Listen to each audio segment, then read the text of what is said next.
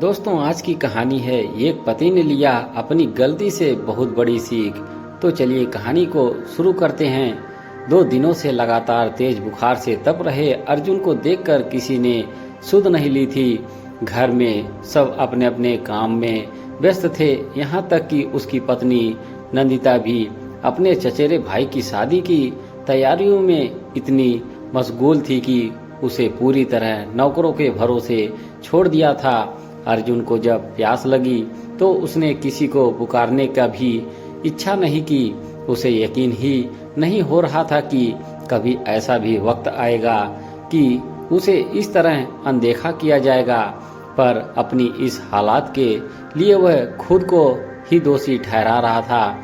आखिरकार घर जमाई बनकर इस घर में रहने का फैसला उसका अपना ही था और अब नंदिता को भी स्वार्थी कहने का हक भी जैसे उसने खो दिया था। अर्जुन के पिता रमेश जी कभी उसके सबसे अपने हुआ करते थे, जिन्होंने उसे इस कदर प्यार और परवाह दी थी कि अर्जुन का जीवन उनके बिना अधूरा लगता था। उनकी सख्त अनुशासन और जीवन मार्गदर्शन अर्जुन की हर राह को आसान बनाते थे। अर्जुन की माँ सरोजा देवी भी अर्जुन की देखभाल में कोई कसर नहीं छोड़ती थी। उसके सिर में हल्की दर्द होने पर भी वह पास बैठकर उसका सिर सहलाती और पैर दबाती। अर्जुन के लिए उनकी ममता की गहराई अब बहुत याद आ रही थी। जब अर्जुन ने 10वीं की परीक्षा में अच्छे अंक प्राप्त किए थे तो सरोजा देवी ने की खुशी का ठिकाना ना था। पूरे मोहल्ले में मिठाई बांटी गई, मगर जैसे ही अर्जुन की सफलता का सिलसिला शुरू हुआ, दुर्भाग्यवश सरोजा को लीवर कैंसर हो गया। डॉक्टरों ने जब उनके पास बचे हुए वक्त की गिनती बताई तो सबसे अधिक चिंता उसे अर्जुन के भविष्य की सताने लगी। अपनी मौत का अंदेशा होते ही उन्होंने अपनी सहेली और दूर के रिश्तों में बहन मीरा को बुलाया। मीरा असमय विधवा हो गई थी और अपनी बेटी वसुंधरा के साथ एक ठिकाना तलाश रही थी। उन दोनों को एक दूसरे की जरूरत थी और मीरा ने सरोजा का परिवार संभालने की जिम्मेदारी ले ली। अर्जुन को भी मीरा की ममता मिल गई, जो उसे हमेशा सच्चे दिल से माँ जैसा प्यार देने की कोशिश करती। सरोजा ने मीरा से वादा लिया कि उसके जाने के बाद वह अर्जुन का ख्याल रखेगी। कुछ ही समय बाद सरोजा दुनिया से चली गई और मीरा ने अपना वादा पूरी ईमानदारी से निभाया। अर्जुन को सांत्वना और प्रेरणा देते हुए उन्होंने उसकी पढ़ाई लिखाई में मदद की।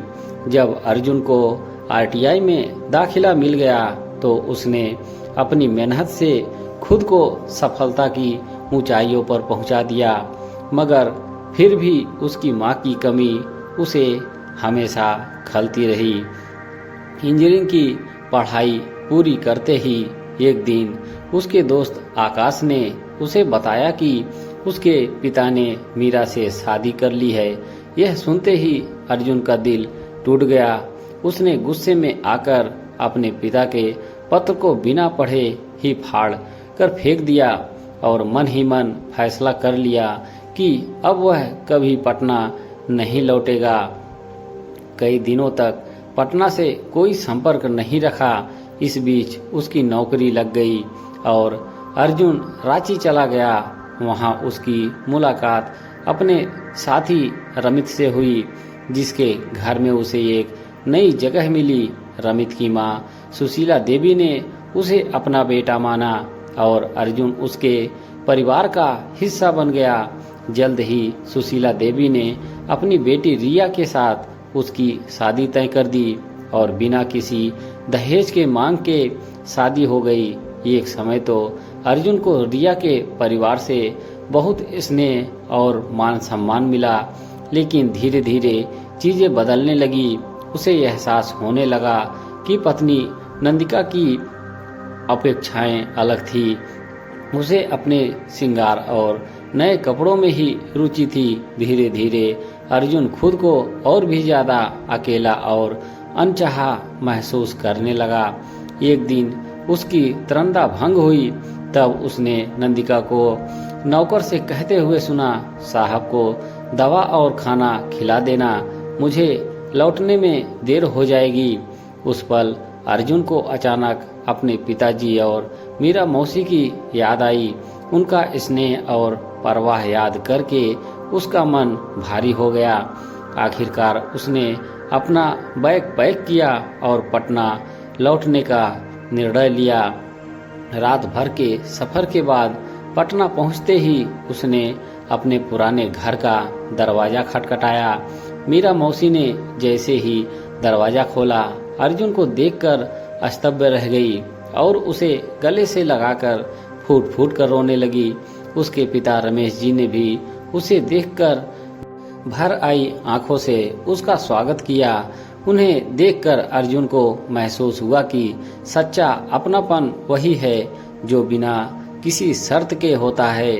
रात में खाने के बाद मीरा मौसी उसके सिरहाने आ बैठी और उसका सिर सहलाते हुए बोली, अर्जुन, मैंने तुमसे बिना कुछ कहे शादी की, लेकिन यह हमारी मजबूरी थी।